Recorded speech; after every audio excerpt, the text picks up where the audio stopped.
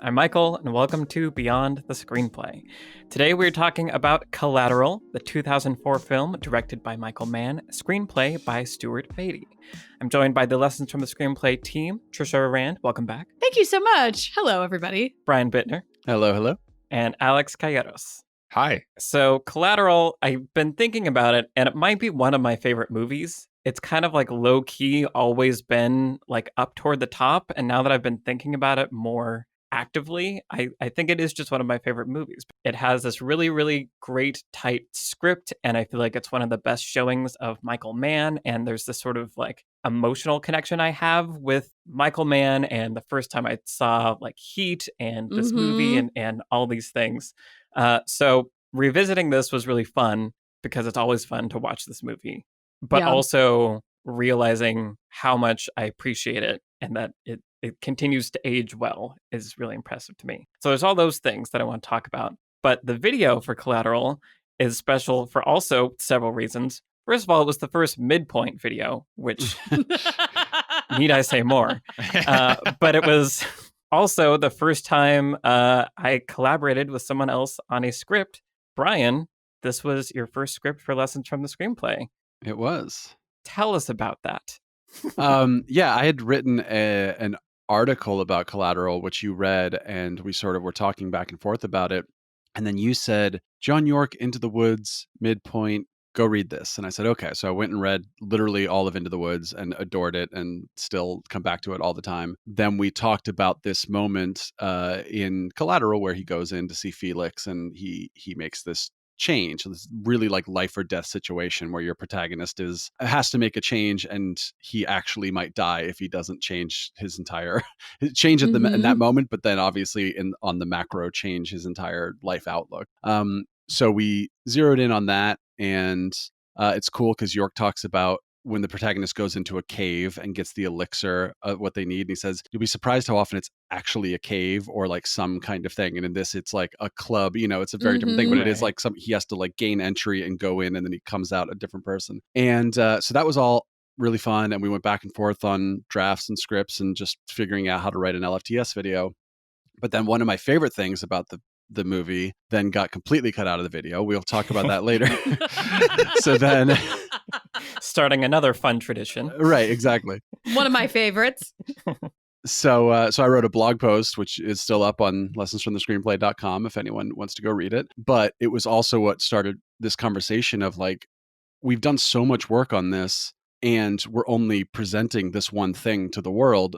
It would be great to do something like a podcast where we could actually talk about what we didn't get to put in the video and all the other great stuff, And so then we started in the very like early days saying like maybe someday we do a podcast that's literally just you and me talking about the video, and then you and Trisha talking about Jurassic Park or whatever, which then obviously turned into let's actually start a For Realsies podcast. The main reason I've been wanting to talk about this movie and the main reason I was excited about the idea of a podcast is just we literally spend 10 weeks thinking about a movie, and then only this maybe 10% of the stuff we've talked about and work that we've done shows up in the LFTS video. So the podcast is a nice cathartic way to get everything else out there. For sure. Yeah, absolutely. So it is fun to finally be talking about Collateral, and now we can talk about all those things. And again, at some point I'm going to stop talking about midpoints, but this is like this video and this movie is kind of where I discovered the magic of the midpoint because it is rendered so clearly in this movie. One of the things you point out that the blog post that you wrote, Brian, is about is that there's a midpoint change happening for both the protagonist, Jamie Foxx's character Max, and Vincent, the antagonist, and that they're both happening like basically around the same time. And that's just one of the many things that I love about the construction of this screenplay is that you have the sort of traditional protagonist journey. He has this whole arc and does this thing, but the antagonist is changing too. Like they're affecting each other in this really powerful way. And it's just such a great construction of, how do you get, we're talking about this a little bit for one of the videos we're working on. And Trisha, you've been mentioning of how do you get the protagonist and the antagonist in a tight space so they have to interact. And what better way than you're stuck in a cab in one night. Yeah, there's few movies where the antagonist and protagonist are together like this much. The whole time, basically. Yeah. I mean, it's just a really cool two-hander. Like, I don't know. Whenever I remember that this was made in 2004 or that it came out in 2004, it feels almost like a 90s like high concept crime thriller because it's original. Like, so even in the, mid aughts, we were getting reboots, and we've talked about James Bond and other like reboots from the mid aughts and things. And actually one of the other like really great examples of a franchise that launched and was kind of original was like the Bourne series that came out, right around this time as well. But this definitely has like the original adult crime thing that like you expect from a 90s, Michael Mann movie basically. But it's like it feels 21st century. Like it feels really cool and updated and infinitely plausible in like a mid-aughts kind of world. And it's just like such great character design and such a simple but really wise approach to a high concept kind of crime thriller where it's like, okay, there's two people in a cab. One of them's an assassin. The other one is just an average cab driver. Like, and then you could see every studio exec in the room sitting up going, oh yes, tell me more. But then, yeah, it's just, you'd have to execute it immaculately. And Stuart Beatty and Michael Mann just really do here. I love what you mentioned about how it feels like a 90s movie in the 21st century. That's kind of a great way to think about it. Because as I was watching it, there was, both a nostalgia for that, the 90s thing. And even the music too felt like there was some pretty 90s choices in the soundtrack. I love a lot of the soundtrack, but Audio Slave, yeah. There's some second half of the movie soundtrack choices that are like a little bit funny. Right. The second half is definitely a little bit different. The first half though is very like modern and really cool. I'm a big Soundgarden and Audio Slave fan. And Audio Slave is 2001 or 2000, I think. So it's like it's not 90s, but it's obviously a 80s 90s singer that we know. Right. The moment where it's them driving and it's all digital LA at night and Audio Slave is playing and then the coyote shows up. It's just something about that sequence. I'm just like, this is like cinema perfection to me. It's just so like everything I want. Like we have to come back to that coyote moment because I guess it was an accident apparently, but it's so like definitive of what the movie is. Like it's really cool. Yeah. Yeah. Well, and then like in the first half, I mean, we can, there's a million things to talk about, but talking about LA and its portrayal of LA and just the world, like Michael Mann just gets LA in a way that like nobody else does and like puts so much care into presenting it in this kind of strangely magical way.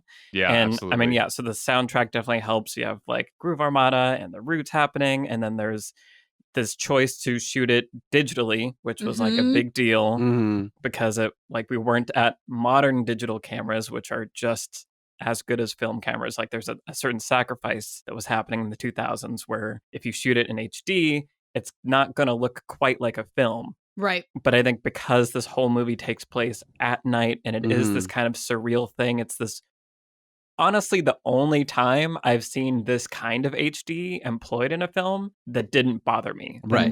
That I think actually amplifies everything that they're going for. And so just the way it's shot and the care, I was watching the making of and they were talking about how many cabs that they had because the cab was obviously such an important part of the movie. They had 17 versions of the cab and some were just like Hero, the normal cab, but to get these certain angles, like, the front shot where you have the two shot, they would have a rig where, there's black cloth covering the entire front of the cab and it's being towed, obviously. And there's like, cameras set up in the front. And then they had a version where one half of the cab had been sawed off and removed so that you could have people shooting from that angle. And then, the other half. And so there were just all these like permutations of slicing up this cab to get these like amazing shots and have it feel like you're really there in LA at night because they were. Because they didn't do any actual like green screen type stuff, right? It was somewhere Alfonso Cuarón is going, no, just don't have a top half at all and just add it later. Right. No, but it looks great. Like that's the thing is that I was, it's a huge pet peeve of mine when people look like really well lit in cabs. And you can like see Tom Cruise's face when he's sitting in the back seat. It's very believable kind of light bleed as it like Right. moves across his face and as it like sort of filters in from the front of the cab and like from around the sides of it. I don't know. Maybe you'll have to send me whatever like making of thing that you were reading or watching, Michael, because I need to know more about how they lit the interior of this cab to look so cool.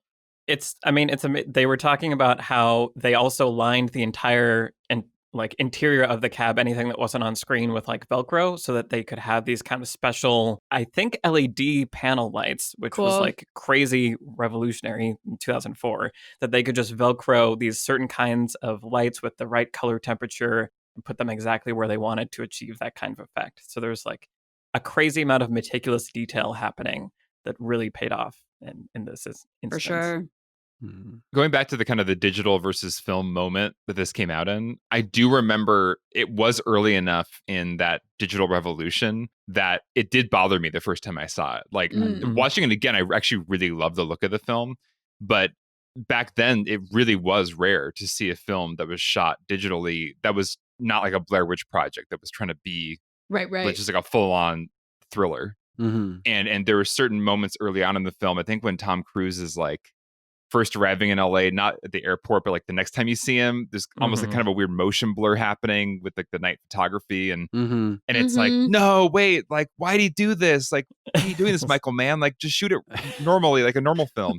And so it's funny. I think the first time I saw this, I actually was taken out of it a bit because I was so like taken aback by seeing a Hollywood movie shot this way. And now it's like so normal. Now it's like everything's shot digitally. It's actually the special thing is if a movie was shot on film still.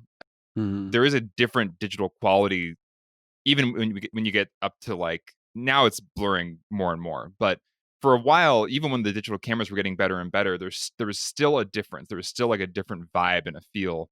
And it was weird. In 2004, it was actually still quite jarring to be presented with a not home video that had that feel. Right. But now revisiting it, I love the way this movie looks, and I love the colors. I love the way I actually like they really leaned into the way light and color was captured by this camera. Yes. And just like embraced it. And whatever they did in the color grading, I don't know, it just works. So good choices. It's again watching and listening to Michael Mann talk about, like, you know, he knows what kind of gases and what kind of, you know, these street lights in LA have this kind of mercury halogen thing in a bob, but in this area it's this kind, and we wanted to get the exact right kind of paint for the cab so that when it's in this kind of light, the cab would look this color. And then so there was like a blend of all these different kinds of paints so that the cab would turn exactly the right color they wanted and the exact right part of the, like, that's pretty cool. I love it so much. That's pretty freaking cool. Well, and that's the thing is that, you know, we were talking about how this is like such a quintessential LA movie, and having the like spatial awareness and just like LA kind of grime and grit and also glamour, I suppose, like in your bones in the way that like this movie does is so rare, because I feel like we get, and I'm sure this like pisses off New Yorkers too, where you get filmmakers who are not from a city, they show up and they're like, here, this building looks cool, and they don't know what that building is or like its history or like kind of what it represents or like a certain block of the city and how the like city kind of fits together and breathes, you know? And you can tell, like, I don't know, just as people who live in LA, when you get a filmmaker that's not from LA that's trying to do like a quote unquote LA movie, it's like, get out of here with you're like, you just think that sign is cool, but like we all know where it is and what it is and like all of its, I don't know, nuance about that corner that it stands on. And yeah, this movie is so sharply observed and drawn. Although then there is the issue where you watch Collateral or Drive and they're like, well, we made it from, you know, Echo Park to Venice in 20 minutes. You're like, no, you didn't. Or the first few seasons of 24. Right. Well, so I think just to kind of continue this conversation about Michael Mann, because I was introduced to him as a filmmaker by my brother, sort of around this time, and my brother is much older than me, and so I like went to visit him in Seattle, and he was like, I'm going to show you like real cinema, like it's time. I was sort of like in that 16, 17-year-old phase. This also reminds me that I mentioned in our Apocalypse Now episode that it was my dad who showed me the Hearts of Darkness making of.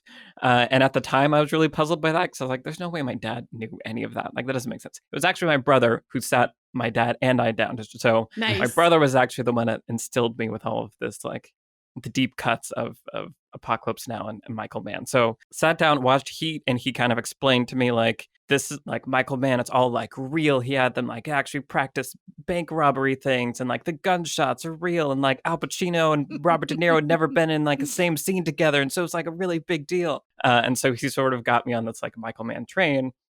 But then I feel like Michael Mann has sort of also been kind of hit or miss. Like some of his movies like this I like, and Ali I appreciate a lot. And Heat is really fun, but like is also kind of like sleepy and hard to watch a little bit now. Like it's definitely hardcore 90s. Yeah. Yeah. But so diving into this and kind of understanding more the kind of director he is, he has a lot of Fincher-isms, like things that I really appreciate about Fincher. It's interesting to see when they are applied to the right story and the right context, how they are just perfectly suited for it. And I think Collateral is that, because it's this, study of LA, which he spent a lot of time, living in and researching for Heat and his other previous movies.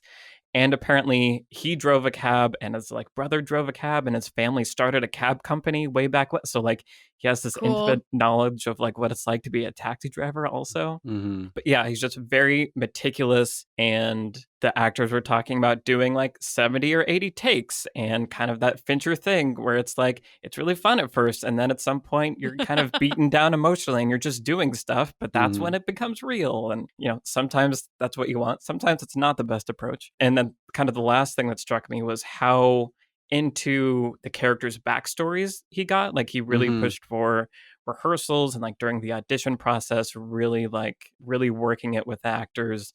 And, he and Tom Cruise spent weeks talking about Vincent's backstory. And, Michael Mann showed up and was like, listen, so his mother died in childbirth, and when he was 2 years old, he was in this place. When he was at 5 years old, he was here, and this happened, and had this like extensive biography. And so it's that case where it's like, that obviously did something, because when you see Tom Cruise staring out the window thinking, you're like, wow, he is thinking right now about something. But it always begs that question for me of like, how much is too much? Like Mark Ruffalo is saying, like, I spent like 3 weeks learning how to shoot a gun realistically. I don't fire a gun in this movie. Right. Yeah. So it's just that director thing that sometimes it seems to really, really pay off, but maybe sometimes it's a little bit overboard. So part of it's just like, it's the fun of it. It's like, if we are working on this project together for 6 months or however long, like it's enjoyable to sit and talk about these things and come up with these things and sort of have these fun little fantasies together, which then sometimes don't show up on the screen at all, and sometimes make you realize, well, maybe the character wouldn't do that if we do agree about this thing about their backstory. Maybe they would do things a different way. Why doesn't Vincent kill Max here? Well, maybe because like things like that, where I think part of it's probably just keeping yourself from going crazy when you're working on a project for so long. But I think some of those things then do pay off, and then some of those things are, like you said, probably just unnecessary. But you don't know, so just diving into it, as fully as possible, I think is admirable, as long as everyone else is okay with it. Right. I'm a big fan of productivity nerds. There's a whole group of people out there who have found ways to hack their brains in ways that make them actually be productive. For anyone who wants to be doing more but keeps finding themselves distracted or procrastinating, learning from these productivity nerds can be immensely helpful. There are, of course, some people out there who are just naturally workaholics and might not think they need these hacks, but it's not just about being productive, it's about being productive in a healthy way. One of the best productivity nerds out there is Ali Abdal, who's recently created a class on Skillshare all about the principles of productivity. Skillshare is an online learning community where millions come together to take the next step in their creative journey, with thousands of inspiring classes for creative and curious people on topics including illustration, design, photography, freelancing, writing, and many, many more. Ali is a Cambridge medicine graduate working as an FY2 junior doctor while also being a YouTuber, running a company, doing a weekly podcast and newsletter, and, he claims, maintaining a social life amidst all that. His class, Productivity Masterclass, The Principles of Productivity, can help you figure out better ways to think about productivity so that you have more control over what you get done. And it's just one of the thousands of classes available on Skillshare. And if you use our link, skillshare.com/beyondthescreenplay, you get 2 free months of premium membership. Once again, that's skillshare.com/beyondthescreenplay.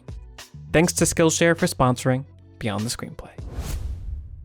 I do feel like whatever they did paid off in this movie, because I think like Tom Cruise as Vincent is such a wonderful just like match of like performer and character, and just the way he embodies that character from the first moment he's, you know, in that cab is so great, and it's so much fun.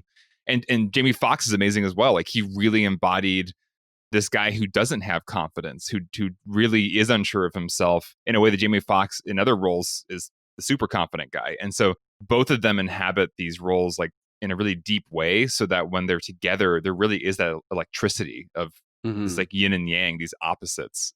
And I just, man, it's like, it's so refreshing to just be able to watch like extended scenes of two people talking in a car and be like that riveted. You know, that doesn't happen very often. Right. Yeah, they both Tom Cruise and Jamie Foxx have to sort of play multiple dimensions of these characters here. You know, you don't just have good guy, bad guy. You have Jamie Foxx, who has to be the sort of frumpy Max, but then make this transition throughout the course of the film. And then you have Vincent, who, like, you know, Tom Cruise is not one of our most rangy actors. You know, he often plays... Not one. You don't think you think he's one of our most rangy actors? I just think he has more range than he tends. Like, I think he tends to get offered projects and often takes projects that are like more limited in their range. Right. But I actually think he has quite a bit of range. Sure. A friend and I once got in a very heated argument until like 2 a.m, where like we literally had to text each other later and be like, "Are we okay?" Where we came back from seeing Tropic Thunder, and I thought he was good in it, and he thought he was great in it. Tom Cruise was great in it. Wow. And somehow our argument was like we both basically agreed. But my argument was if you're playing this character who is so different from you, like looks so different from you, he's fat, he's balding, he's, you know, all this kind of stuff. Don't just play him as Tom Cruise, which is exactly what he does with Les Grossman. And my friend was like, but he does exactly what you do. Acting is about being true to yourself. I'm like, all right, relax. But like, we just went on this whole, where to this day, yeah, exactly. But my point about Vincent, though, is that like we are used to seeing Tom Cruise as this sort of good guy hero. Right. And with Vincent, you have the way he embodies this character, even just like the costuming, the hair, all this kind of stuff. But the way Tom Cruise has this just scowl and this negativity to it. But again, it is 3-dimensional. It's not him going, I'm playing the bad guy, so I'm going to be like this all the time. It's you do see this regular cool guy here, but then you also see this darker, cold thing underneath it, you know. So but just both characters have to be a lot of stuff in this movie because, as you said, Trisha, they're just on screen the whole time. Another thing that really works with the casting of Tom Cruise is there is a legitimately likable and kind of charming side of Vincent. I mean, he's really likable when he's giving kind of actually good advice to Max, when he's helping Max out with his asshole boss. Like, there are these moments where he's actually, it's fun to be with Vincent. But then it's even more kind of shocking because you kind of get into that comfortable Tom Cruise territory of like, oh yeah, he's like the fun, cool guy, when he just says something so like bleak and cold and like he's really got no like empathy. It actually kind of hits you harder because it's coming from Tom Cruise. It's like, wait, but you're supposed to be kind of a good guy. But this character, he can make that turn in a second to just no empathy, no value of human life, just I don't care. I think one of the quintessential sequences that demonstrates exactly what you're talking about, Alex, is the scene where he handcuffs Vincent to the wheel. And that's the scene where he is telling his boss, that like he's basically telling off his boss and he forces him to tell off his boss. Max absolutely doesn't want to and is scared to do that. That is immediately followed by he goes in to kill somebody, right? And then Max starts honking the horn and then the muggers show up. And then Vincent has to kill the muggers basically because they take his briefcase. Or it's like that exact, like right when we really start to like Vincent, where we see him like empowering Max and we're starting to think, okay, he's maybe a good guy. Like in a way, he's looking out for Max. He's like giving Max all of this, like, yeah, really good advice. And it's pretty fun and entertaining, that entire like bit that they're doing where they're talking into the radio. But like, the muggers are really interesting because they are bad guys. So like, if Vincent had killed the policeman that pulled him over earlier, we would never like him ever again. Right. But the fact that the like bystanders that end up being the collateral in that scene, I'm very sorry. The fact that they are muggers, right? Like Max was trying to get them to help him. And instead they preyed upon him. Yeah. Right. Vincent inserting himself into that situation, we see like the kind of callous taking of human life in almost like it's chilling, but it's still almost a good thing because it creates this morally gray landscape that Vincent is operating in. But it still gives us that full range of like personable and not warm, but like charming, all the way to killer. And yet it's in this landscape where we can't exactly place him comfortably as like good guy or bad guy per se. It's a really important sequence, even though it doesn't actually do anything for the plot. I think it's followed by the jazz club sequence, right? Is that chronologically It's a little bit afterwards? Okay, yeah. Later. Because that is, I think, even a harder right turn, where it's like, wow, we're really making Vincent three-dimensional here. Like, he's a full person who like cares about jazz and music and like genuinely wants to like give a tip to the the trumpet player, and then it's like, no, that's his target, and he's basically just like having a good time before he shoots him. Right. Yeah. Well, since you mentioned that, the big thing, Vincent's arc, was the big thing that I wanted to put into the video. So I remember reading Into the Woods and John York again talking about midpoints, and he actually mentions The Godfather as having one of those pivotal midpoints where Michael kills those two guys in the restaurant.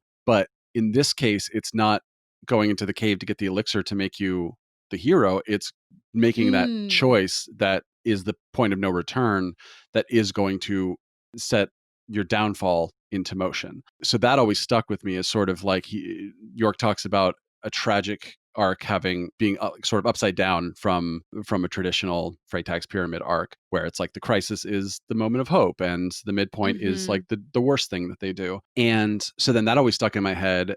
And then, of course, later when I saw Sunset Boulevard again, I thought, ooh, that's exactly what happens here. And that's why I wanted to make the Sunset Boulevard video where Joe at the midpoint kisses Norma. And that's sort of the point of no return for his character also.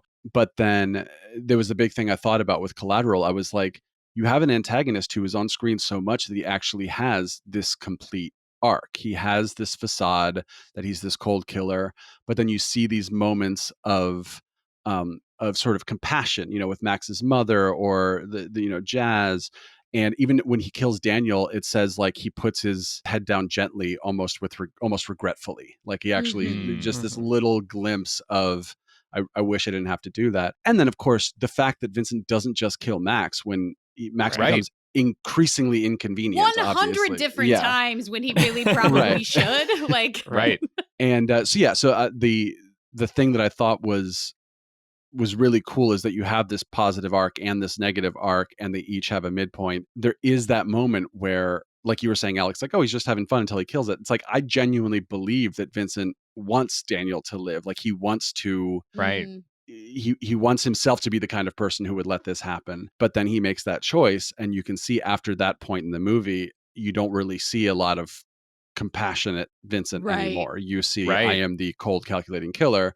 And then, of course, you get that beautiful moment at the end where he's dying and he says, guy gets on the subway, dies. You think anyone's going to notice? Like, you think anyone's going to care? And it's sort of his his little line of regret about, I recognize now that I made the wrong choice. You know, there's this moment where Max says, "You're low, man, real low." And he says, "Why are you the way that you are?" And Vincent doesn't have an answer. And it's sort of, you really, it's not like, you know, Vincent doesn't have some monologue about like, I realize now that I made the wrong choice. Thank but goodness. It's right, of course. Right, yeah. But it's this very subtle but powerful thing that he goes through this full change and has this sort of little glimpse of recognition at the end that he maybe made the wrong choice. Yeah, I mean, and like that's what's so cool. I'm skimming through the movie right now so I can remember the exact chronology of this. Yeah, it's such a cool moment, and it is, as you pointed out, Brian, like the midpoint for Vincent, and the midpoint obviously being, you know, the classical midpoint is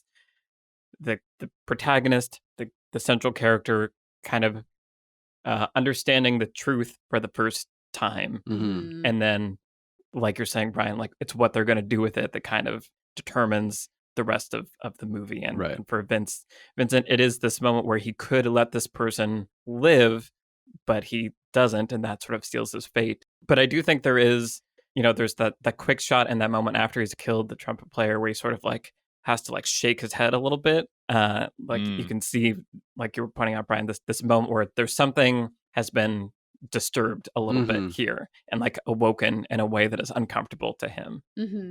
I think there is a like, he has to then double down on this coldness and returning to his sociopathic ways, but he continues to not kill Vincent. Like he continues to, you You know, mean Max? or sorry, he continues to not kill Max, even when Max, you know, throws his list over the side. Like, So what a as we're great saying, scene. That should be the moment where he kills Max. Like, And so there does seem to be this like weird connection, and you know, Michael Mann and Tom Cruise kind of talk about it. It's sort of supposed to be vague, but for me watching it, it does feel like maybe Vincent has found a little bit of human connection here with Max, and you know, For he sure. even saves Max, quote unquote, from Mark Ruffalo, like surprise Mark Ruffalo in this movie. Like, I love Mark Ruffalo so much, and that's such a moment of hope for Max when he's like, God. I believe you. I know that you're the good guy. Like, I'm gonna help you out. It's just like so shocking and heartbreaking when and it's such a great character moment because it's like you now are really upset at Vincent and like you're in Max's perspective of like, I can't believe you just did that. Like the movie was just going to throw Max a bone and you just destroyed everything. Right. It's a little the No Country thing where it's like they use your expectations to mess with, to put you in the character's headspace, where we've been following Fanning this whole time.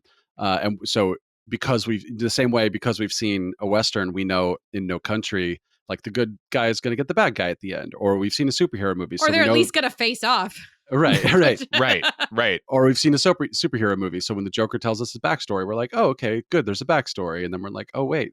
And because we've seen an action movie, like, oh, the cop is going to show up at the end and save the helpless hero who can't obviously face off against this killer. And you almost don't even need the Fanning character, but I think that adds this urgency to the story where they're always one step behind. But then it does pull the rug out from under you when he dies, because you're like, oh, crap, it really is just Max now. He has to save the day. I was thinking so much about this the most recent time that I was watching it. And it is so brilliant to have this B plot with Fanning where we're following him around and he's doing detecting and he's trying to puzzle it out.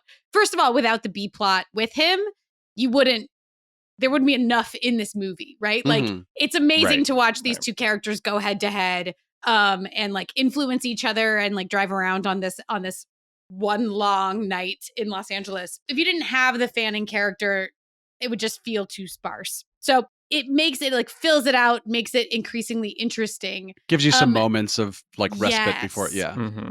Right. And it also fills in the details of like what's really going on here in this world, you know, the story. Yeah, exactly. Like we don't necessarily care who these 5 people are that are getting killed, but it does like, you know, kind of, shade in what otherwise would be kind of sketchy in terms of plot. And it rescues Vincent and Max from having to do heavy expository lifting. Right. Yeah. Right. So it does save. So like we just like offload all of the exposition onto this other character who's trying to puzzle out the plot in the same way that we are. And it allows the characters just to do character-y things in this sort of like vignette structured kind of evening that does build, right? But it is like takes us through all of these different places and worlds. But then killing Fanning is so smart and cool, because otherwise you have it's exactly what you just said, Bri.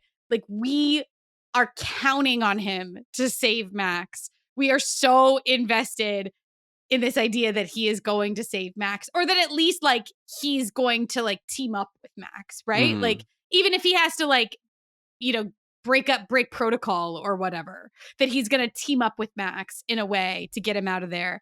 And then just boom on the sidewalk and he's gone. It's so cool. Because I think it's important. They also set him up as the only cop who has the theory that Max is not Vincent. Right. You know, because all the other cops see him present himself as Vincent at the club.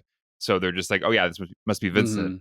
And to take away the one person in the universe of the movie that like believes you is always ultra painful, because it's like, oh, there's an ally. Thank God there's an ally. Nope. No ally. It's almost Shakespearean, the like mistaken identity stuff, where like the good guy has to pretend to be the bad guy and everybody thinks it, or it's cool. That is the one part that feels a little bit like a stretch to me, is when like Mark Ruffalo immediately is sort of like, you know, there was this other case where like that one guy never quite believed that it was the right driver. And it's like, okay, well, that's convenient, but like cool. That like what it accomplishes is worth that little bit of a stretch of like, okay, it works for me. I don't think that's a bigger stretch than the cute lawyer who got in my cab earlier today is the last person that you are going to kill. To be fair, that's why they're both in the same place at the same time. Yeah, but I know. It is a coincidence, right? I mean, it's also, you know, that she's also that interested in like going out with like the cab driver that she met. Sure. Like another, but like all this happens early enough on that it's like, you know, it's first act forgiveness time. I mean, we've already shown Jason Statham from The Transporter. Like, they're not asking you to believe in this movie fully, you know. Super random. The other thing I love about the scene where Fanning dies is that it's a party scene. And I've talked before about how I love my party scenes. And a lot of that stems from this, where it's like this crazy club and you have the Paul Oakenfold, like, ready, steady, go. And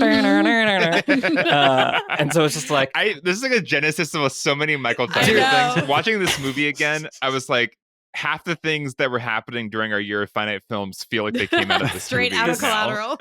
Very formative. But I just love, again, how dramatic parties can be, because it's like, you know, there's murder on the dance floor happening, right? You're in this crowded public place.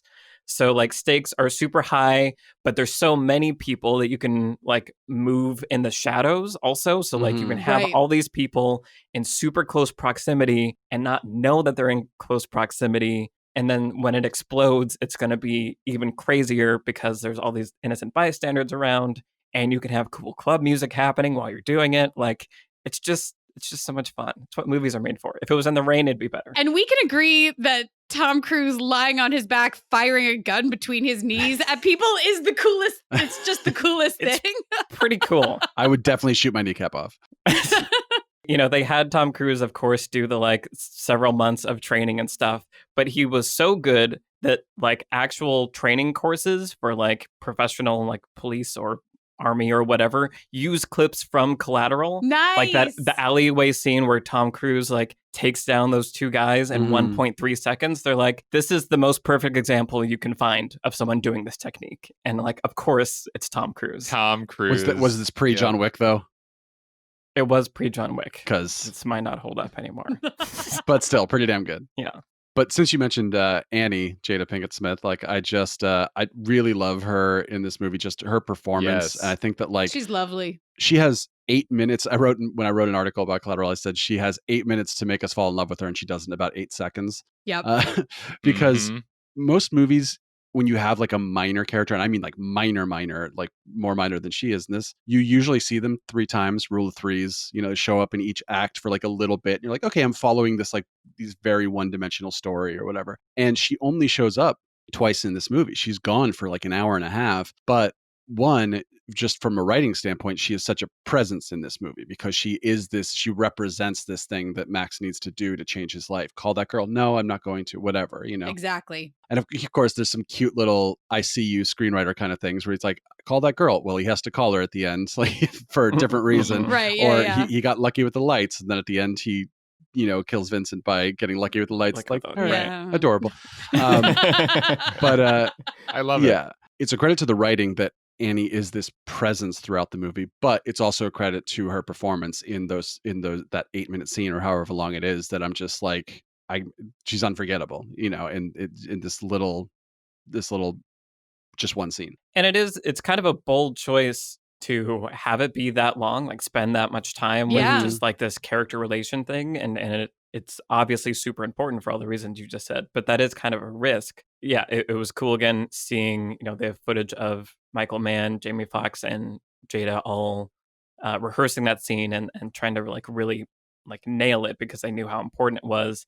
And it was another moment where like one of the things that I think works so well in the characterization of that scene is that you have her playing a lawyer, but sort of the same way you were saying, Tom Cruise isn't like just a two-dimensional like villain. Right. There's Mhm. like complexity happening. Mhm. She's not just like, I'm a high-powered lawyer and like I'm gonna win my case.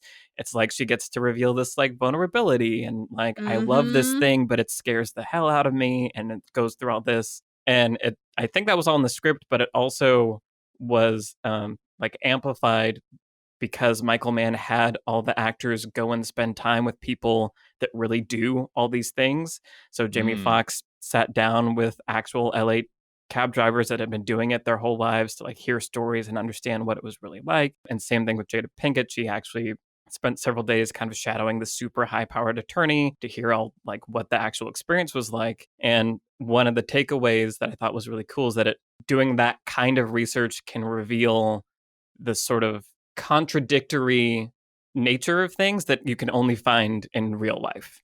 Where like, truth is Mhm. stranger than fiction. So rather than being a high-powered lawyer that's like, I have a cool case tomorrow and I'm going to win it and I'm confident all the time, you get this moment of like, I'm great at what I do, but it's also terrifying. And I feel like that helps round out these characters and make them feel believable Mhm. in a really cool way, so that when you realize that she's back in the movie, it is like all of that comes flooding back and you're like, oh, okay, right, that happened, okay, let's do this thing. Yeah. And I love in that scene, I was going to say exactly what you're talking about. That vulnerability is so critical to them forming a like believable connection, right? Where Mhm. they're kind of being real with each other a little bit in a way that is really hard to do between strangers, right? Because we all know, like we've talked to strangers, it's very hard to get real with a person under most circumstances. And at the same time, if you know you're never going to see that person again, there's sometimes an opportunity for honesty. Right. And so you kind of have to like position that conversation right in the middle of that, where it's like, you might as well be honest with this person. You probably are never going to see them again if it feels like sort of safe to do so. And one thing that I really love about her performance, Bri, as you were mentioning, is that there's a lot of space in it. And like same thing with Jamie Foxx here. There's these long kind of pauses where, or they just, you can kind of, you see them considering, do I answer honestly or do I just like dismiss this? Like, how much farther do I want this conversation to go? Is this person someone I can be honest with? Is that going to be dangerous? What are the potential risks if I do? Like what's at stake here? And even to the point where when she gets out, she doesn't immediately give him her business card, right? And like he doesn't ask for it, and he Yeah, feels I like, love yeah, that. he, I love it feels that like moment. he's like, oh man, I blew it, and you can see him kind of like, I don't know how to get anything that I want in my life. And then she comes back and offers it to him. But that's like at that point, it's been like hanging in the air, right? Are these two gonna like exchange information and whatever long enough where you can see both of them considering that as a possibility for quite a while before it happens. And then she comes back and gives it to him through the window, and even her like fumbling explanation of I like, love her here, you performance in might that moment. need, Yeah. Mhm. Yeah. yeah, it's great dialogue. Well delivered. Well, it helps that they've performed together before, because as we all know, we've all listened to Big Willie Style, the album, several times, and know that in the interludes, Jamie Foxx plays Keith B. Rizzo, interviewing different people at the red carpet of the premiere of Big Willie Style, the album. And So have a is little this bit. where Michael Mann gets all of his actors from? I think so. I think it's just Will the pool Smith, of people and Big Willie Style. But just returning to that sequence with Jada Pinkett Smith and Jamie Foxx, like I wrote a few notes during that sequence of just like, if this was just the movie, I would be happy also. Like, Yeah. But yeah, I just had a big smile on my face watching this movie again and realizing that this sequence was even in there. I basically forgotten about it. I haven't seen this movie since it came out, and just how important that is for my investment in Max, and also for the end of the movie. Like you were saying, Brian, like even though we haven't seen her since the very first act, I really, really care. Like the ending, it means a lot in a way that you wouldn't expect from a character coming back from hour and a half ago. So there's a lot. And it's cool because as you mentioned earlier, Michael, it comes before the inciting incident, technically, right? Like if you think about the inciting incident of the movie, when Vincent gets in the cab, it's actually before that. And it feels like an interesting puzzle of screenwriting, because you have to introduce her. Michael is now going to argue that maybe she is the inciting incident. I think that's arguable, but no, I think it's a really interesting thing that you're bringing up, and so I'm processing it as you're talking. Yeah, I mean, it feels like I can like picture myself being Stuart Beatty or sitting in a room with him, or working on development of this and talking about like, okay, well, we have to have her earlier, right? She can't just show up at the end, and we need this connection. We need it for the character arc, But it does mean that we have to delay the inciting incident of the movie until further in. And how do we keep it like engaging and make it worth it? And so that actually brings us back to the like kind of almost prologue that we spent a bunch of time on in the video that you wrote, Brian, which is all of the characterization of Max proceeding when Vincent gets in the car with him. There's a lot before he even meets Annie. Then he has this whole section where we see kind of character work going on. We're in this conversation with Annie. It invests us enough in Max as a character that we're not looking at our watches going, when is the inciting incident? When is the inciting incident? It's pretty slow in terms of like a first 15 pages of a thriller. What is going to be a thriller? Yeah. But it's very, very well designed. And I think it does keep us hooked in enough. And of course, we kind of like, have some sense that it's going to go real bad, because we do have that like preview where we see, Vincent and Jason Statham, which is right. What a delight. Random. Like the first person you see in this movie. It's Jason Statham. Enjoy LA. That really is an interesting observation, that it's you have that structurally, you show Tom Cruise arriving, you have that moment, so it's like bad stuff's going to happen, don't worry. Right. And then you like really quickly get old world Max, like cabbies, he's different. Like in that montage, it just happens in like a few seconds. It's actually very economical. And you have him with, the annoying couple in the back to sort of like quickly show up, set up that old world. And then it is almost like a soft inciting incident or something. Like her showing up is a potential place where there could be a change happening. And I think that it's kind of doing that is also partially what makes it so interesting, because you can tell that this is something special, and we know enough about what his normal night probably would be, that we understand that this is right. But because it's unclear how it's connected to the plot, right, I feel like that's also just a really interesting, like, when we think about a traditional inciting incident, we think about, because I agree with you, I think maybe when she hands him her card, right, that's like maybe the moment that's you could consider to be the inciting incident. When is something really different for the character, like a call to adventure kind of thing, right? Like I feel like it could be an inciting incident for a different story. Like I feel like that's kind of the thing. Yeah. Because I think I find it interesting. A lot of movies have sort of two inciting incidents, and if we look at Fractals, then maybe it's like the inciting incident for the first act, and then the inciting incident for the story. So for Collateral, it's like you have Vincent getting into the cab, but then you have the guy falling onto the cab. Like, well, that's the end of the first act. Sure, but I feel like a lot of times people call that the inciting incident. They call that sort of they push it really far, and they say like it's the moment where now there really is no point of return. Like at any point, Vincent could get out and go off on his way, and Max would be none the wiser, But it's that moment where like now this is happening. I just feel like there's sort of these two different moments, and some movies treat each one as maybe an inciting incident. Where some movies 10 minutes in, like things are happening and things are going crazy, and other movies like we take a long time to get to that moment, but there's often like the sort of the 10-minute thing and then the 30-minute thing, which obviously is a lot of times just the break into the second act, but but just different movies handle them differently. I think it's interesting to track. For sure. It's interesting because Michael and I are working on a screenplay right now, and we're at that moment in our outlining of the kind of break from act 1 into 2, and we've realized that our inciting incident is kind of like a range. Like we have a thing that's kind of like a pre-inciting incident, but then there's the thing that happens that like really is a point of no return, but a thing has to happen before that to make that thing happen. So it's sometimes the inciting incident isn't just this like one singular event. It's kind of like a little period that causes the rest of the movie to happen. Or I always phrase it to like, students and young writers as like, what makes this day special? And like, that could be, in this case, that is, Annie getting into the cab. That is different for Max. The way that it's connected to the rest of the plot, quote unquote, is not clear. But I think that could be definitely argued that it's the inciting incident. I don't know. It's cool. Like, I don't know. It's just like a very bold choice to drop this puzzle of the plot, this puzzle piece of the plot in right here where it is. I wonder if Stuart Beatty had to like fight to keep it there, or if they wanted to get Tom Cruise into the cab earlier, kind of thing. Yeah. Right.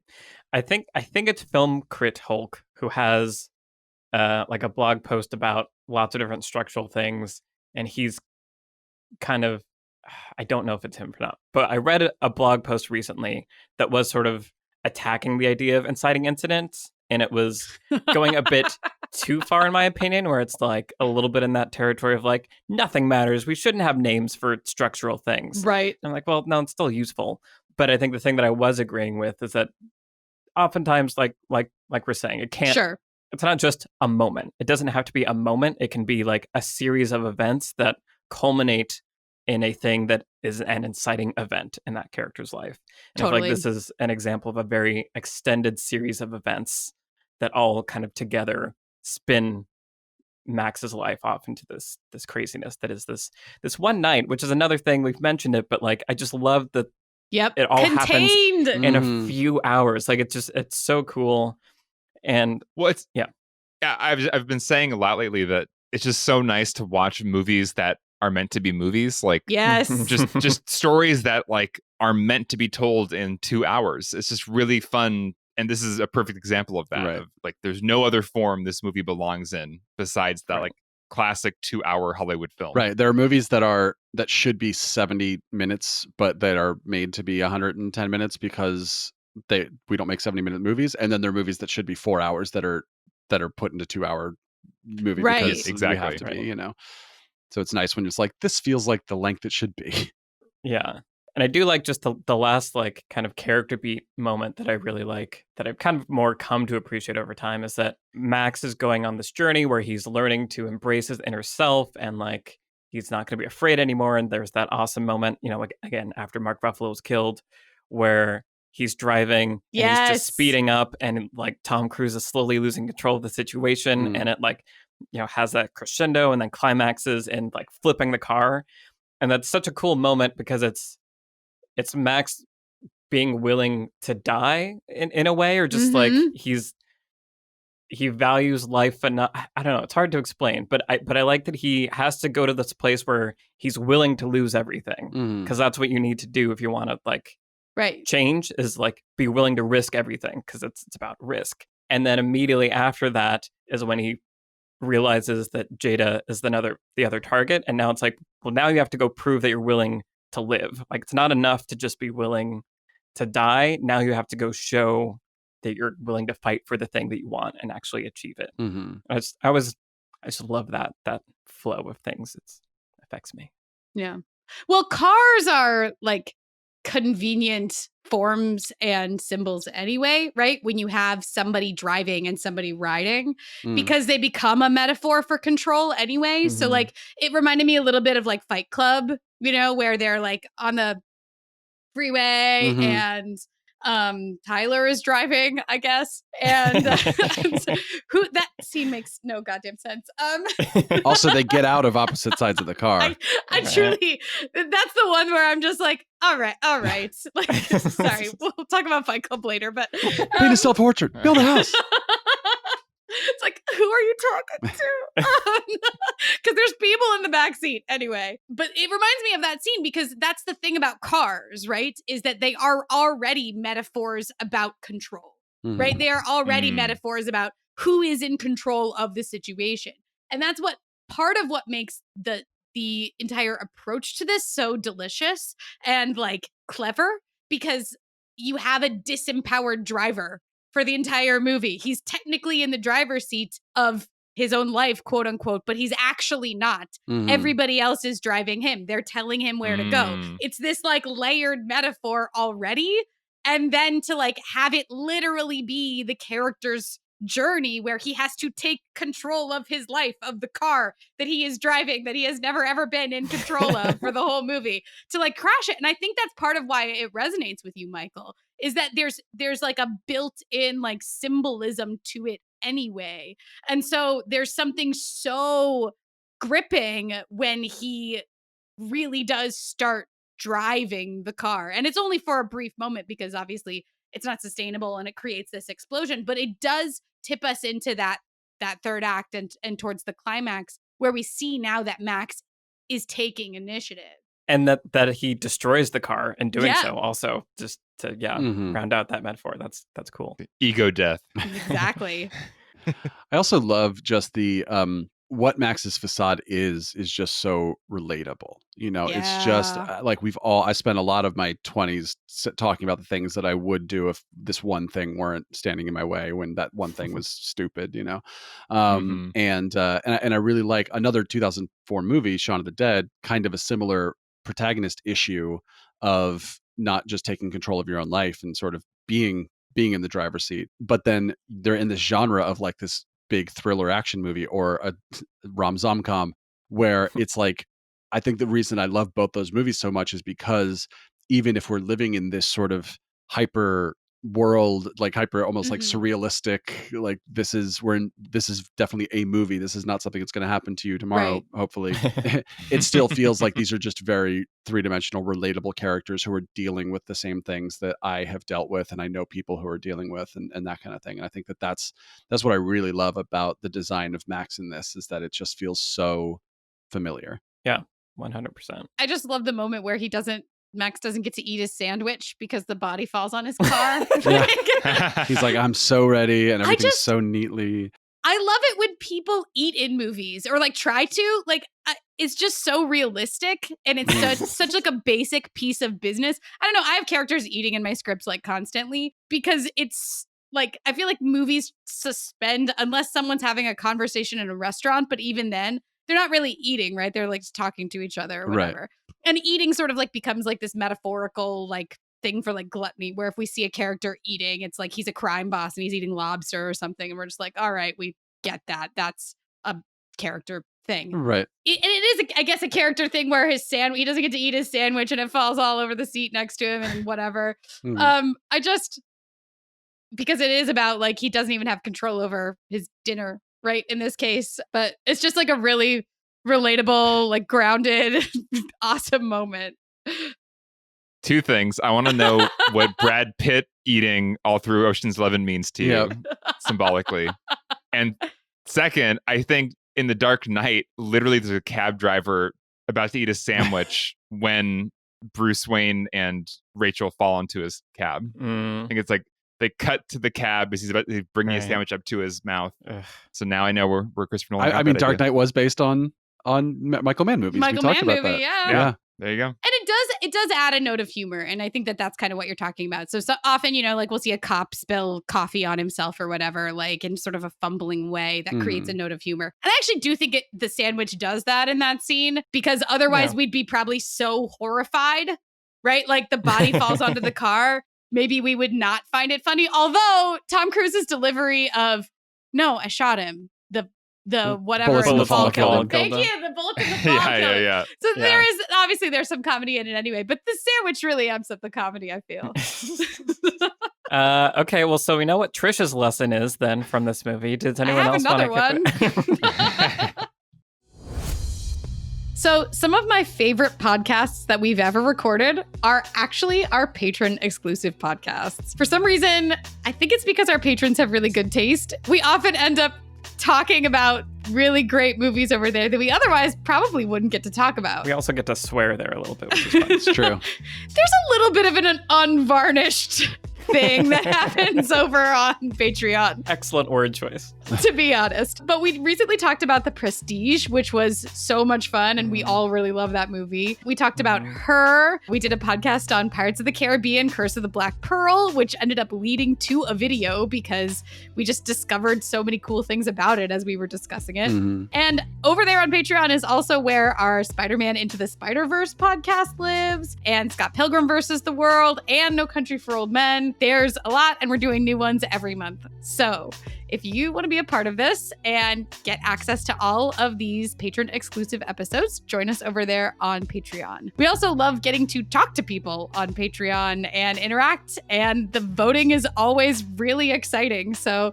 it's shaping up to be a really fun community over there. Please join us. Yeah, you don't just get access to them, you get to vote on which episode we're going to record out of a bunch. So yeah, it's fun. It's fun to watch that happen. Which is always neck and neck, which is hilarious to watch Yeah. every time. Well, we also sort of diabolically try to stack our monthly votes to try to confound, Make I don't it know. as hard as possible. Right. Well, we pick things we want to talk about anyway, but sometimes they're really varied. Right. So anyway, join us over on Patreon. It's only $2 a month. It really helps support the channel, and we have a lot of great exclusive episodes. Why don't we go around and say what lessons we're going to take from Collateral? Alex, you kind of gave us a preview. Do you want to continue your thoughts? Sure. I mean, my lesson is I kind of actually want to go back and learn more about the lesson, but I really just want to study that sequence with Annie and Max at the beginning of the film, because I think it's always been a challenge for me when I used to want to make really overambitious, expensive short films that took place in 20 locations. And people would be like, why don't you just do like a simple one, like in a room with two people talking? Like, that's boring. Like, I have so much more ambition as a director. But it's like, that was one of my favorite parts of the film. And it was literally two people talking in a car for a while. And it had an arc.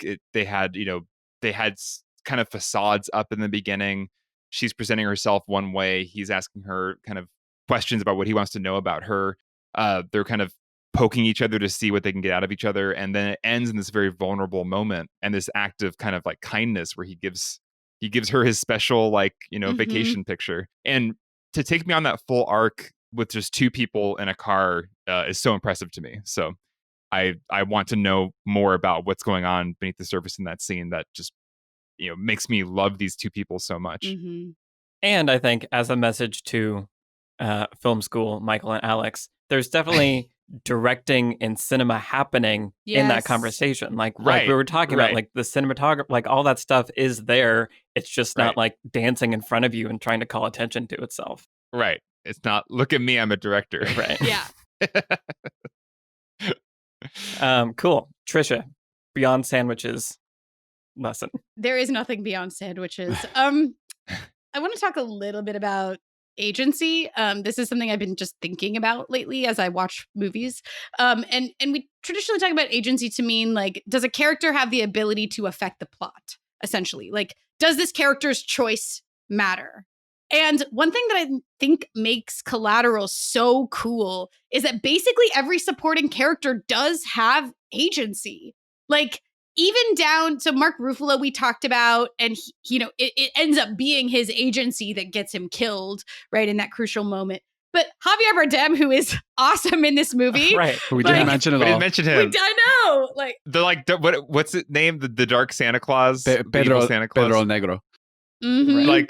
Like that story is so wonderful. And just him delivering it is just made me so happy. Yeah. Yeah. we understand perfectly that what he chooses to do in that scene will determine basically like Max has to act as well, but Felix has to make a choice that will affect even down to the jazz musician who ends up, getting killed. He has choices to make and they have outcomes, right? Like it actually isn't, the script really wisely places agency into the hands of these various characters. Even Annie at the end has agency where she's being hunted and everything, but what she chooses to do, like go up to the other floor and whatever, like ends up affecting the plot. And even down to those two muggers, like they could like help Max. He's asking for help. And instead, they decide to get themselves killed. What the cops decide to do that pull them over, they have agency, to an extent. And like, I just think it makes the world feel lived in, and it's part of the reason why I think this feels like a very vivid portrait of Los Angeles, because the people that Max and Vincent encounter are people and they have their own motives, they have their own things going on, and you get the real sense that they can affect what happens to Max and Vincent. And part of that is the illusion of really good screenwriting. Obviously they don't really can't really make decisions other than the ones that they make. But the fact that choices are set up for those characters to make creates that sense of like a real built out world and creates the tension that I think ultimately like simmers underneath of this and keeps it going. Yeah, the illusion that comes from good screenwriting. Exactly. Not the illusion of, no. Right. no. It's really good screenwriting. It's the illusion of choice that comes from really good screenwriting. And all of that reminded me of another thing in the making of, there's a moment where, they're talking about working with Michael Mann, and Jada's like, if your line in the movie, if you have one line and it's like stop or something, Michael Mann's going to come up to you and he's going to tell you where you were an hour ago and what's going on with your life and like what you're trying to do. And it's also reminding me of what we talked about in the No Country podcast of these side characters feeling lived in and like they have their own lives. Yeah. And I think it's just a really good point that's what makes this world feel believable so that you get invested in it and in this really honest. I mean, it might just be Javier Bardem. Or that helps too. As long as he's in your movie, everybody else will be believable. Never a bad choice. Yeah. I mean, for real. Awesome. Brian? So something I realized, I think while watching Collateral, maybe for the first time or probably down the road somewhere, is how drawn I am to movies with two diametrically opposed main characters, as opposed to sort of more traditional, like there's a hero and there's a villain, we know who we agree with. Or like maybe Black Panther, where it's like, well, we kind of empathize with the villain, but like there's still a villain in like a very villainy kind of way, Sometimes it's a hero and villain, sometimes it's just two leads. Fight Club, one of my favorite movies, you have these two characters who are obviously designed to be complete opposites of each other for very clear reasons. Weirdly, Michael Mann does this all the time with Collateral, Heat, The Insider, Public Enemies, like just two men who just totally disagree on stuff, but you're kind of not always sure whose side you're on or who you agree with. True Detective Season 1 is an amazing version of that. Seven with Mills and Somerset. Well, Good Will Hunting, Will and Sean, like just two characters who they're both flawed and they're both wrong and they're both right. And it just makes for endless ways to explore the theme. And I think it makes it more challenging for the audience because you're not, if you look at like the things that Vincent says in this movie, you're like, you're not wrong about this. And like you're sort of like looking at Max and all the things he's doing wrong with his life. And then you're hearing Vincent say, here's what you should do. And it's like, oh crap. Oh, Swingers is another one. Like, I love it. The ending of Swingers is like Jon Favreau realizing that Vince Vaughn has been full of crap the entire time, but like he's been sort of giving him his advice. And I just think that a lot of times we as an audience are comfortable in watching our hero knowing that we're on their side and we agree with them, and then watching this villain who we know we don't agree with. And I think movies are so much more interesting and so much more challenging to the audience when everybody has a really strong, really good point of view and everybody is pushing each other in different ways and making us think about what our take on that theme is. Definitely. Yeah, absolutely. And to kind of piggyback off that, that's one of my takeaways too, is sort of what we talked about in the videos, that having those characters, like you're saying, having a protagonist and antagonist that have these different kind of moral stances or viewpoints also lets you, I think it helps thinking about it in those terms helps me as a writer remember that the movie is here to teach the protagonist a thing, assuming it's, a positive change arc or whatever. Mhm. And that having an antagonist that is the opposite, that's not there just to be like, ooh, edgy, like he's totally different and now they're going to argue about things. Right. But I think in Collateral, they're teaching each other about like life, and like that's what like movies are supposed to be. I feel like there was a moment where I was also thinking at one point of like Collateral versus Inside Out, I think was an idea that I had in my head, because they're both like protagonist stuck with the antagonist, and like the protagonist has to learn from the antagonist and all these things. But they don't shoot each other. They don't. Yeah, it's a very, very different movies. But again, this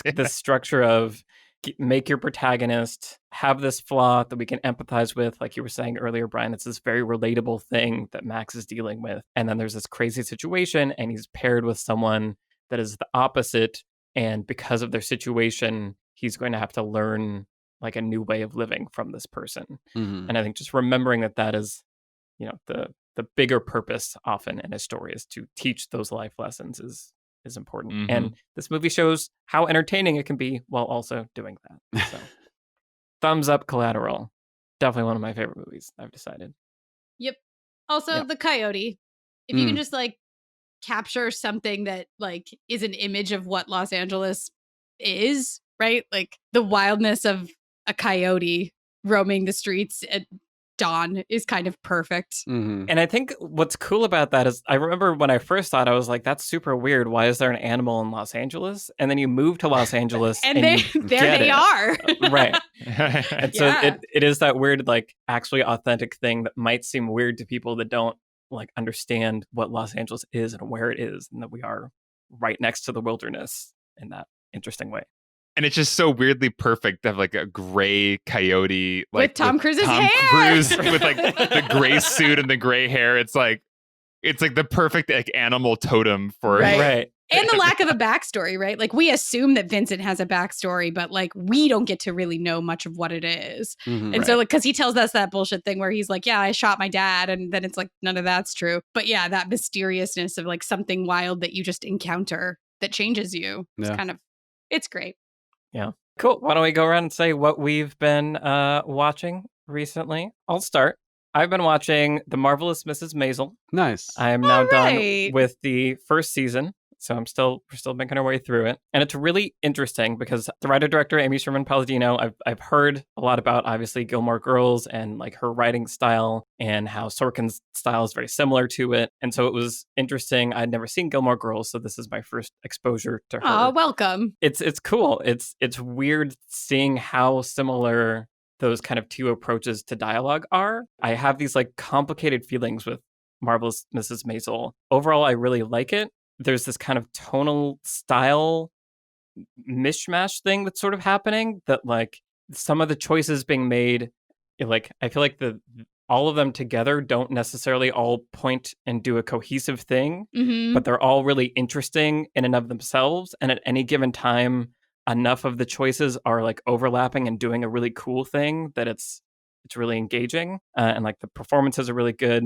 And I really have the same kind of love for some of the scenes that I do with Sorkin, and some of the things that bother me about Sorkin I feel like are sort of bothering me here. But overall, it's a really cool, like I've never seen a show like it before, and that's really cool. And so I'm very much enjoying that. And Rachel Brosnahan is amazing, and always I feel like I'm Tony Shalhoub, or like I would want to be him. I have a strange kinship with him. You totally are. That's so true. So I'm excited. We just started the second season, so I'm excited to see where it goes. And that one guy looks just like Jake Gyllenhaal, kind of. I don't know. Yeah. It's one of those people I'm like, you are handsome. I get that. I get this one. I forget what his name is right now. Anyways, that's my report on The Marvelous Mrs. Maisel. Nice. Alex, what have you been watching? So last week, my husband and I watched Hillary on Hulu, which is the 4-part docuseries by Nanette Burstein. And it was really interesting. I mean, I, like everybody else, have a preconception of Hillary Clinton and the Clintons and the whole Clinton thing. You know, it's just like such a part of our American culture. And especially if you were like a kid in the 90s like I was, like it's just kind of this hazy, weird, scandal-filled, like what even was all that? remember my parents like ushering us away from the TV when like the Monica Lewinsky scandal was like coming on the news. Mhm. So basically, like, there's always been this weird, like, the Clintons are this weird thing. I think it's a worthwhile documentary to check out for anybody because we all have an idea of the Clintons and Hillary Clinton in our mind that's been put there by culture and everything that's happened the last 30 years or whatever. And it is an interesting perspective of, you get Hillary herself, you get the people that are around her, you get journalists who have covered her throughout her career, and it's obviously, it's telling that side of the story. It's not a neutral documentary necessarily, but there's a lot of historical context given for like the Hillary Clinton thing, like what she means, like who she is to so many people through these different moments, the kind of feminist moments in recent history. So yeah, very worth watching, especially if you're a dude and maybe don't get some things. It's good. It's good to get them. Nice. Yeah. Brian, what have you been watching? So Keanu Reeves has been in a few trilogies in his time. He's even been in more than one science fiction trilogy where he has to race to a telephone in order to be zapped away at the last second in order to avoid danger. But of those science fiction trilogies, only one has a satisfying, dare I say, most excellent third installment. Wow. You really went there. You just went for the whole thing. I did. I watched Bill and Ted Face the Music on Friday, the day it came out, and I loved it so much. Is it a great movie? I don't know. I don't care. I was just so happy watching. I couldn't believe it was actually happening, and it just sort of felt like I was watching a Bill and Ted movie in a really surprising way. Samara Weaving and Bridget Lundley Payne play their daughters, and they're fantastic. Just like give exactly the performances you would want from Bill and Ted's daughters. and honestly, of all the like decades later sequels, it's the only one that just really feels like they got it to me. Like it just felt like I was watching the next movie that just happened to be made 30 years later.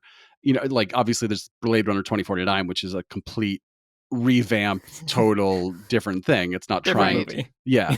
Well, sure. But I'm saying like Indiana Jones, like Crystal Skull, you just have these movies where it's like, we're going to go back and do it again with the same people. And it's like, but it just doesn't feel like I'm watching that anymore. And this just felt, for better, for worse, however you feel about Bill and Ted, this absolutely feels like a Bill and Ted movie in a way that makes me incredibly happy. Awesome. Nice. I don't know that I've ever seen the originals all the way through. Wow. I think I've seen the first one maybe. So we're we'll catch up. Adding it to our Patreon vote list, whether you like it or not. Oh. Ooh, all right. I like it. Trisha, what have you been writing recently? Oh, funny you should ask, Michael. The thing I'm going to plug this week is my very own book that just came out today, on the day that we are recording. And I spent quite a long time working on this book. It's a nonfiction biography of an early female pilot who flew the airmail. She was one of the first women to fly the airmail. And then she actually flew with the Women Air Force Service pilots who were a squadron of about 1,100 women that flew military aircraft domestically during World War II. And their entire story, if you know anything about them, is fascinating and inspiring and also tragic. Because they were women serving their country during the war, and they weren't recognized at all by the United States government. They were towards the end of the war, but not at the very end of it. They were very unceremoniously disbanded and sort of dismissed and didn't receive any veteran pay or status even. Their contribution to the war effort was in no way acknowledged. Wow. And a lot of them never really flew again after that because there weren't flying opportunities for female pilots. Commercial airlines took like 30 years to hire female pilots after that. So her story, the story of the woman that I wrote about, her name is Nadine Ramsey. Her story had fascinated me from the minute that I heard it. Back in 2017, I was hired to write a book about her. So it was quite a long journey. I could talk about it for ages and ages, but I won't. I just want to share with all of you guys that I'm very happy to announce that it's out now. So it's called Taking Flight, the Nadine Ramsey story. My co-author is actually a living relative of the woman that I wrote the book about, Raquel Ramsey. She is the widow of Nadine's brother. So She is an amazing woman all on her own. It was amazing to work with her. And you can get the book now. It's out on Amazon, and we'll put a link in the show notes. So Yes. that's what I've been doing this week. Link in the show notes. I'm excited for my copy to arrive and dive in. Yeah, Trisha, my copy hasn't shipped yet. Can you talk to somebody? And are you gonna like sign them for us? Oh, Like, we can definitely. do that, right? Please. Yes. Okay. 20 Thank you. bucks. For sure. Awesome. Cool. Very exciting. Great. Well, this has been our conversation about Collateral. I'm going to try something new today where I'm going to read the credits because we don't give enough credit to the team here. It's really true. You mean the entire credits of Collateral, the movie? Yes. Sorry. I have the whole scroll beginning here. Beyond the Screenplay is produced by Vince Major. Our editor is Eric Schneider. I've been joined today by the Lessons from the Screenplay team, Trisha Arand, Brian Bittner, Alex Coyotes. I am Michael Tucker, and you can find all of our Twitter handles in the show notes. Feel free to reach out and say hi. Thank you to the patrons for supporting this show and making it possible. Thank you for listening, and we'll see you in the next episode. Bye. Bye-bye. Bye, everybody.